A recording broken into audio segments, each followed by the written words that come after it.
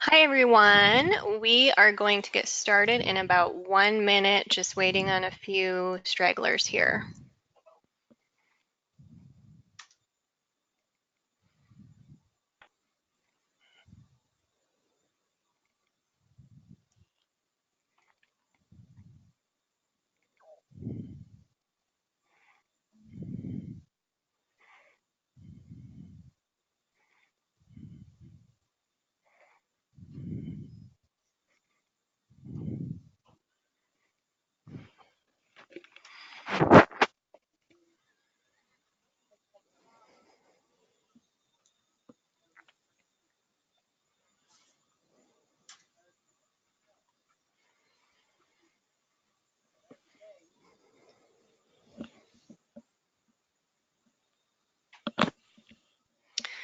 Okay, well, welcome everybody to Coordinated Entry System Transfer Policy Updates webinar. This webinar will be about 40 minutes long. We'll have plenty of time for questions. My name is Anna Carvlin. I'm here at All Chicago, and I will let our other presenters say hello and intro themselves. Okay, my name is Larry Smith. I'm with the Lived Experience Commission and also an employee of Christian Community Health Center. And I'm Kim Davidson. I am the Clinical Services Director at Deborah's Place, and I'm also on the Service Providers Commission as well. Great. And also later on when we have questions, Stephanie Seidman's here. She's been really leading this effort to get people together to create this policy. And so she'll be able to answer questions if we can't. So let's go ahead and go forward. If you have questions, you can put them in the chat box and we will get to those at the end. So I'm going to go ahead and get started, and I believe Kim is first here.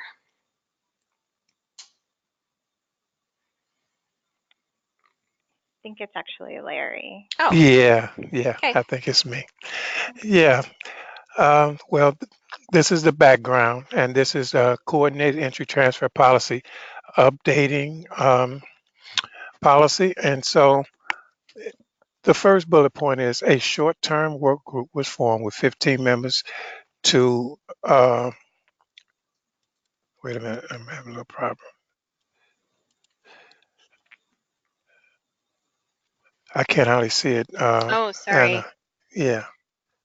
Let's see. So short-term work group. So with 15 members to refine the transfer policies. Okay. And procedures that we will share with you today. And this group met several times and was very thoughtful and strategic. The coordinated entry leadership team approved these policies in late August, and the implementation will begin today, which is October 8th. Mm-hmm.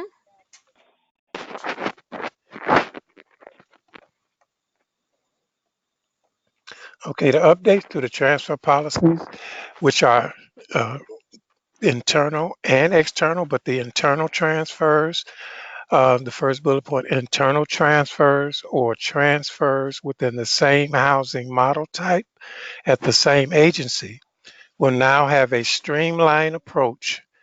This will include a brief form on HMIS with 4 questions. This does not require approval, as the transfer request is an update so that coordinated entry can match the household being transferred to their new project. Mm-hmm. And the purpose is to share with coordinated entry and HMIS that a household is moving to produce an HMIS match. This HMIS match will be helpful with reporting of outcomes. For example, during the local evaluation, when providers need to demonstrate participants came through coordinated entry, the match will demonstrate this. And external transfers policies are being updated to reflect varying levels of urgency associated with their prioritization, also to determine the approval body, and also to improve communication practices among system facilitators and housing providers. All right, thank you, Larry. And now I'm going to talk about the different priority levels within the new transfer process. So one thing about the priority levels, so an explanation is basically this is the way transfer requests are going to be ranked by urgency as they come through the system. And keep in mind that this is the timeline just for a transfer being approved and knowing it will happen, not necessarily the timeline for the transfer then being picked up by another agency and the full match process to happen. Because the time frame for that is going to depend on whether or not there's an opening in another program that that person is eligible for, so that might not happen immediately. But one thing also to keep in mind is that when matches happen, transfer requests are going to be matched first. And the reason they're prioritized is because an agency taking a transfer isn't going to impact the number of openings in the system because it's just going to lead to another opening in another program. So, well, that's a little background on this.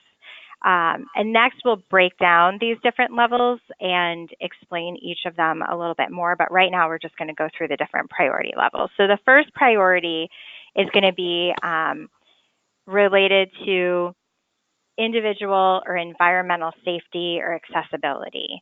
And because that is an urgent need, the approval time for that is going to be as quickly as possible, no longer than 2 days. And the person who would approve that is the coordinated entry lead entity or delegate. And it's going to be either Catholic Charities or CSH, but almost always Catholic Charities. And the next priority level is household composition.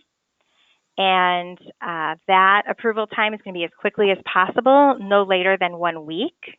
And the same approving body, the coordinated entry, lead entity, or delegates.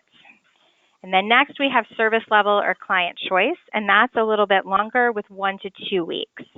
And the reason why is that those requests are approved by a system integration team. And the purpose of that is that those presentations will be conferencing cases, helping everybody think of all possible solutions, and also making sure that if the transfer goes through, that they're matched with the right fit or type of program. There's right now 4 system integration teams. There's chronic singles, families, veterans, and youth transitional housing. The last category of transfer priority level is those defunded organizations, and we're going to talk about that in a little bit. And the approving body for that is going to be All Chicago. So, okay. Now the different priority levels. So first priority is going to be individual, well, the first category is individual safety. And so that is defined as a household that's fleeing physical, sexual, or psychological harm. So I'm also going to explain what these aren't, just so you have that information as well. So that's immediate harm. It's not dissatisfaction with the neighborhood or someone's neighbors, such as disputes that may be less severe and could be mediated with support. Environmental safety is when a space has become unsafe for the household, even if the household may not have been immediately hurt or threatened. So I'll give some examples of that. Maybe somebody's taking over someone's unit and the household can't live there anymore. Or there's violence in the building, or tenants in the building are harassing a participant. And this could be related to maybe their identity or just general harassment as well. What that isn't is general crime in the neighborhood that might not be specifically targeting the household. The next category is accessibility. So this is considered when a household is unable to live in their home because there's accommodations that can't be made in that unit. So examples of that might be someone needing an elevator, a larger door frame for a wheelchair, or there might be housing conditions that might negatively be impacting a condition they have. So maybe they have asthma and there's mold in the units, and that's creating extra health problems. It isn't accessibility accommodations that could be made. So maybe it could be resolved by having grab bars added or lift or something that the unit could do.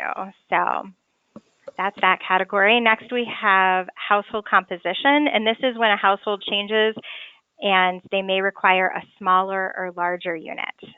This could also involve maybe if the size of someone's unit is impacting negatively their ability to get custody of a family member. That's another reason you could use this category. Or maybe a household that had children in the home and now they don't anymore. It isn't a desire for a larger unit. That's not required for family size. You can't use that for that reason. Next, we have service level. This is when the needs of a household can't be met by the housing provider, and even if there were additional services from other community partners, the needs wouldn't be met. So for example, this could be someone's in a scattered site unit and they need more on-site services and really need a project-based unit. Or maybe a housing program where meals are provided. Those could be examples of times that you would use this. Service level requests can't be like if someone's challenging to engage in services or has ongoing conflict with the agency staff. We recommend the agencies trying to resolve those. So this is different. Next is client choice. So client choice is when a household would need a move to be able to reach their employment or educational goals, or if it's determined they need a different housing provider to keep their housing. It isn't a geographic preference that might not be related to those things, or a preference for a larger unit, or a preference for a different provider if they have challenges that could be resolved. All right, and the last one is defunding. So this is if a project has lost their funding and will no longer be able to accommodate households in housing. So one thing about these different categories too is as we're going through them, you could see how one situation might be a few of these at once.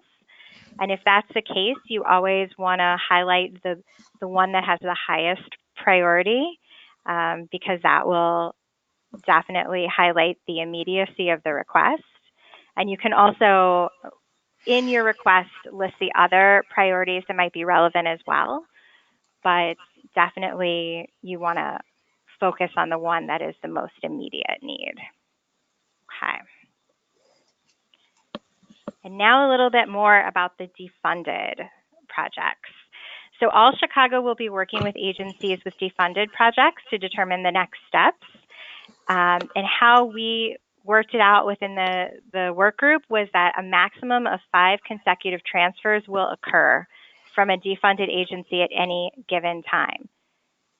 So after 5 matches are made with a defunded agency, the following 5 matches will not include households from defunded projects. So 5 on and 5 off. And the reason for this is with a usual transfer, when a transfer is picked up, it leads to another opening in our system, but these do not. And so that's why we had to limit them, because if we did all matches in a row from defunded projects, it would really limit the amount of folks in coordinated entry that could get housed. Mm-hmm. Okay. All right. So when a defunded project has a population eligible for a housing intervention, though, and supply is greater than demand, which unfortunately we don't really have right now, but it could happen, then no limit would be placed on coordinated entry on consecutive referrals. So an example of that is, let's say there were more VASH units available than veterans seeking housing, and a lot of veterans from defunded organizations that needed to be placed, then we could make an exception based on that. And then transfers related to fleeing violence will always be prioritized first, even ahead of defunded transfers, just because of the immediacy of those requests.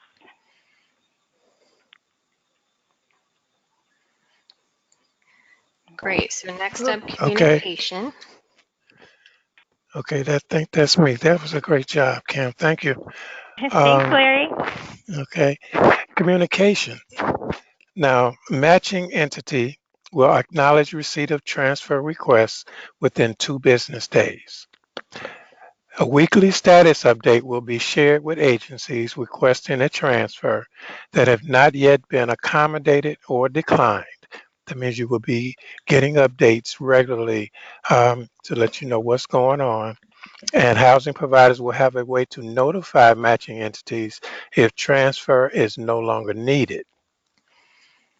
Great. And I just want to mention, because we have a lot of new people that probably didn't hear me say, if you have questions, just go ahead and put them in the chat box, and we'll get to those at the end. Okay. Approval will be shared by the approval body based on the timeline of the priority level that Kim went over. So, like in the level 1, individual or environmental safety or accessibility, it will be as quickly as possible. And again, no longer than 2 days. For the household composition, it will also be as quickly as possible and no longer than 1 week. And at the service level or client choice, it could be up to 1 to 2 weeks. Again, going over what Kim explained about the approval process.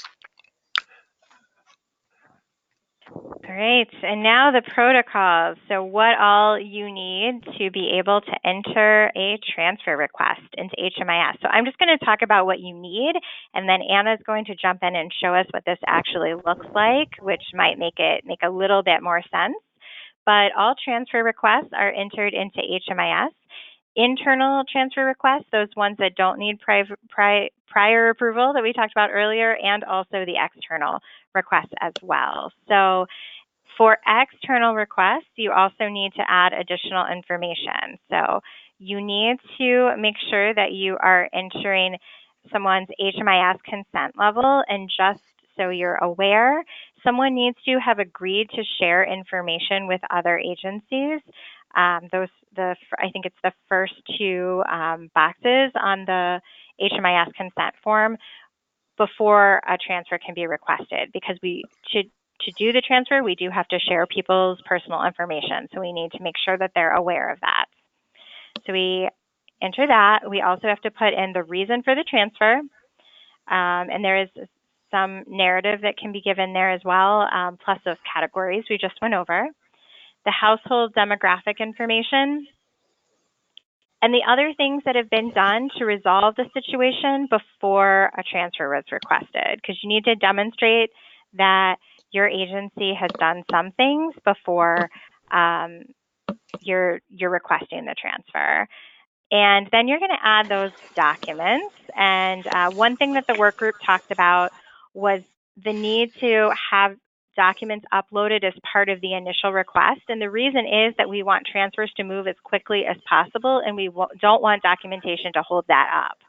And so the documents that you're going to upload are, number 1, documents that verify eligibility for the program. So this is going to be anything that shows your proof of homelessness, and also proof of disability if that was required when the person entered the program at time of entry, and also a copy of the most recent service plan or assessment.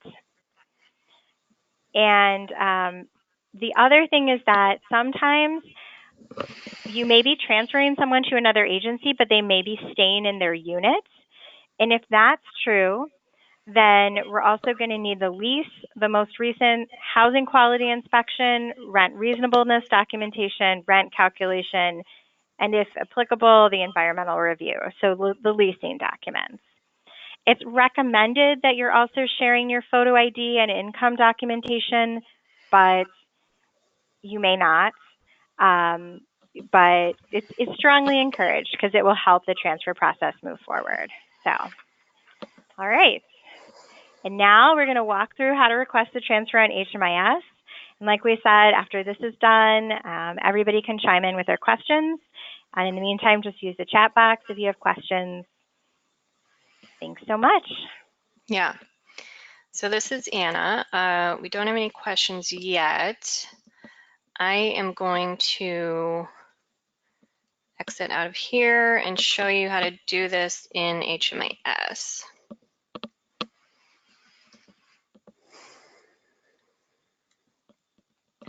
Okay, so here is our fake all Chicago, fake client, fake all Chicago project.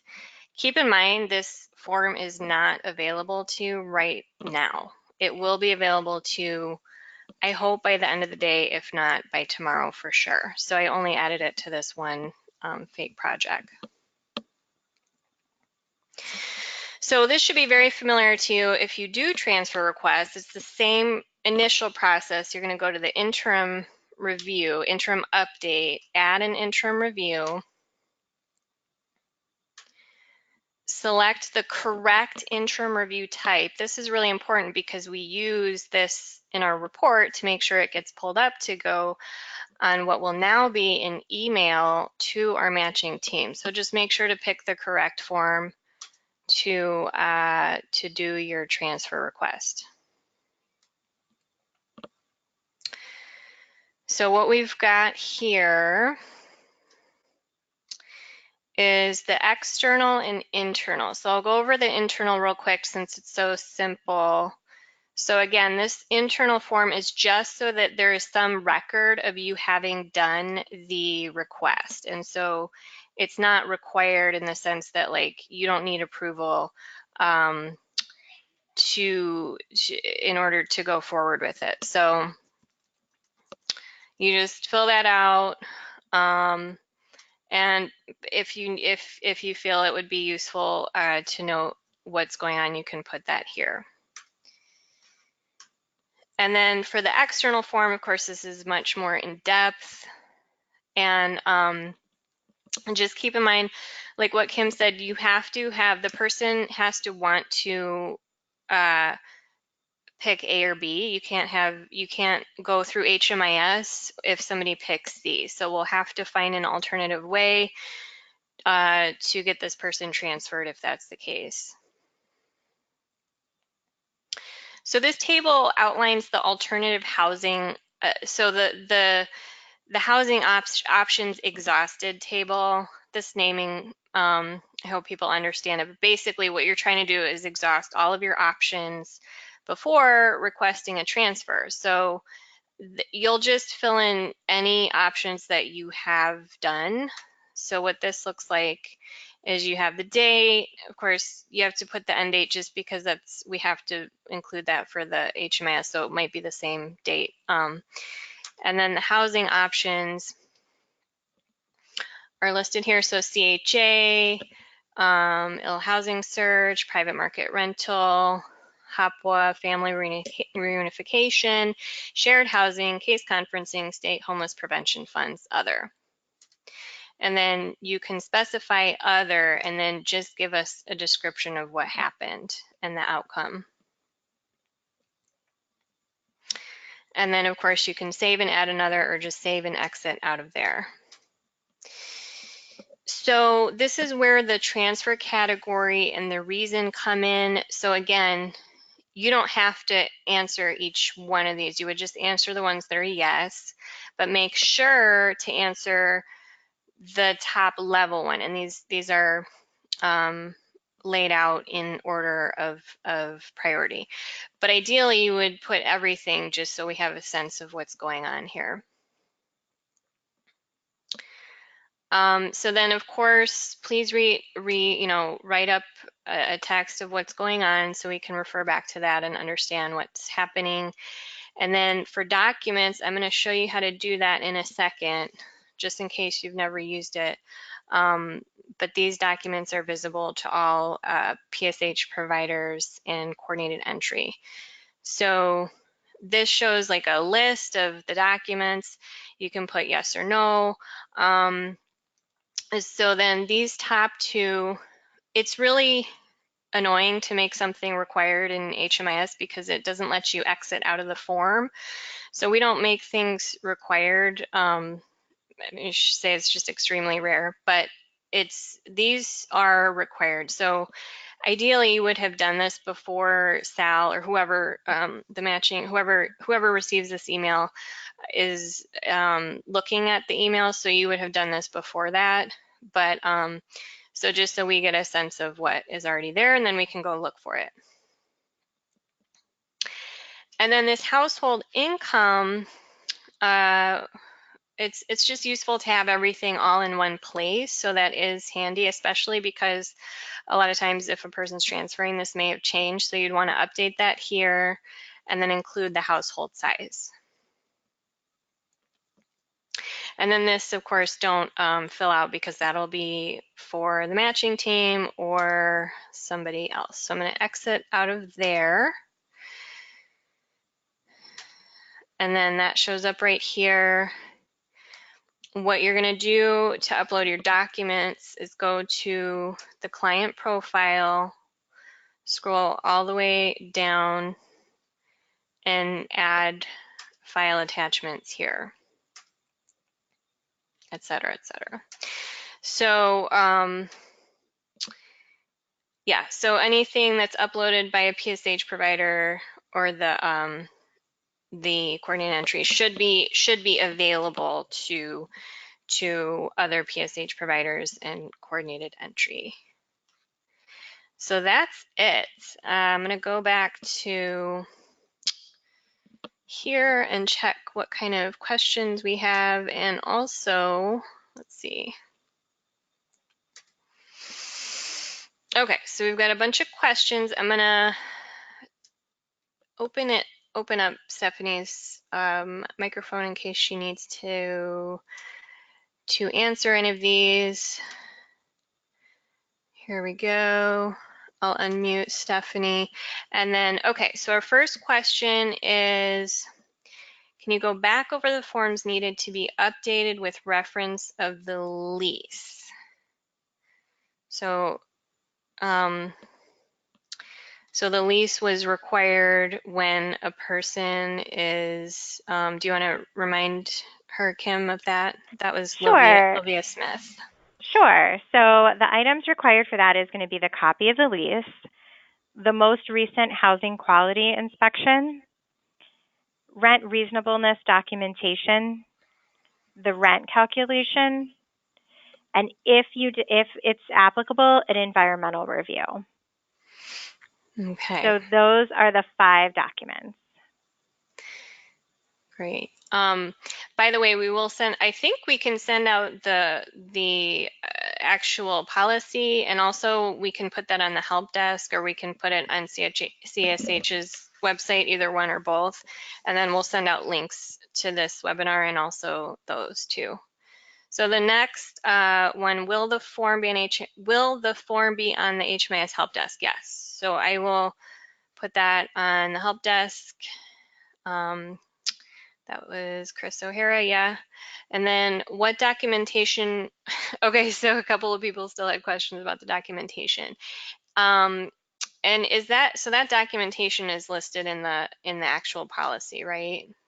Yeah, it's bullet pointed out, and it's right on the first page. So the actual policy is only 2 pages long, and it lists them in depth. So it's your eligibility.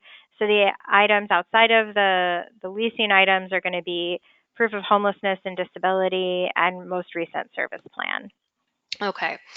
And then Carolyn Smith said, what about agencies that do not share client information, DV, HIV, MH, same protocol for document upload? That's tricky because the client, I'm not sure about that one actually. So for agencies that are specifically domestic violence or human trafficking agencies, there is a parallel process for transfers that does not go through the Homeless Management Information System. So for example, if the Family Rescue DV Joint Transitional Housing and Rapid Rehousing Project needed to, for service reasons, let's say, transfer a household from their project to the Heartland domestic violence rapid rehousing program, they're part of really a different sub-community, if you will, and a different a different database that's called iCarol would be used. So if there's anyone on this call that's part of a DV agency, this is Stephanie Seidman. Happy to connect more about what that would look like, and we're also in touch specifically with DV agencies that haven't yet started their housing programs, but will be beginning later this year. So they will be trained in this way.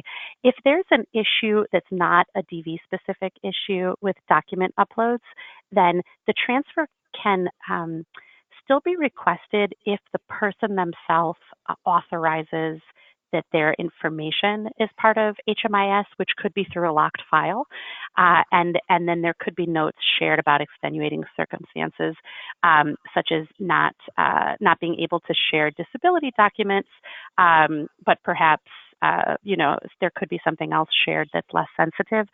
So as Anna had said, you can get through the form without uploading this, and the work group really wanted to see documents uploaded because in most cases they can be, and it makes the process go much smoother. And you only would upload the lease and like the pieces that relate to the exact unit if the person is staying in the same unit. So when you actually start to do this, especially if someone needs to move, you'll see it's not extenuating documents. Mm-hmm. Okay. And then would an internal transfer be done if they are switching programs within the agency? And that is a yes, because as long as it's the same agency. Okay. Would transfers ever involve HSN navigators or CES skilled assessors? It sounds this is more a process for housing providers. That is correct. It is a process for housing providers. How will we know if the transfer has been approved? Kim or Stephanie, you want to take that? Sure. So you either, even if it has been approved, if it has been declined, any answer will come back to you through Catholic Charities. And to be approved, we were saying that you need to complete the transfer request with the documents. So that's why that if you can't share documents, that conversation would need to happen first because it's part of the approval process. But essentially, Catholic Charities will respond to say the client has been approved for transfer. And then, as Kim had alluded to earlier, you would hear again when there is a transfer, which is in most cases is not imminent based on waiting for an available unit. But that would be the next time you would hear in terms of like an official update that moves this process forward. But we have heard from providers that even if there isn't something that is changing things, it's just helpful to be in touch. So built into the communication practice is that Catholic Charities will send once a week, just an update, even if it is to say we're still waiting for a unit, just so that there's some ongoing communication until that transfer takes place. Okay. Is this webinar being recorded? Yes. So we'll post the webinar. We'll send out a link to everybody that was on the webinar, as well as maybe some people that weren't able to make it. And then we will put the process for HMIS up on the help desk as well.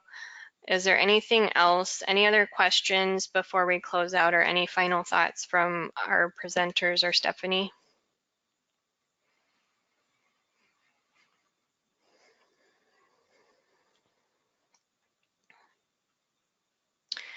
Nope. Great. I think we're good then. Well, thank you, Kim and Larry and Stephanie, and we will be in touch. Great. Thank you. Okay, thank you so much. All right. Bye.